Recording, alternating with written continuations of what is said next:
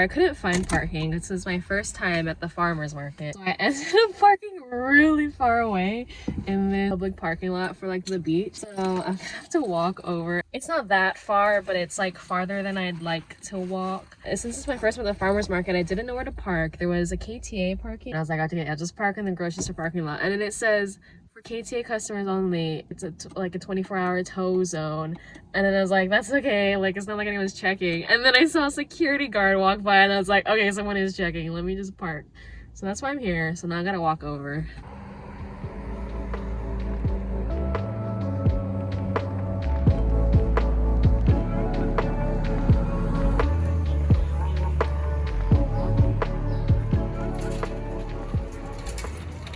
So no eggs at the farmer's market, which I kind of expected because like I went late. Like they open at 7 and I went at 10.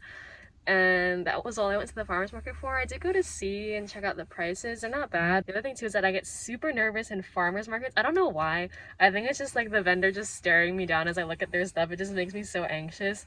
So like I just walk through really fast. I didn't even really vlog anything because I was already like, oh my gosh. So now I'm at Walmart. I'm gonna grab some other groceries I need, and then Target is next door.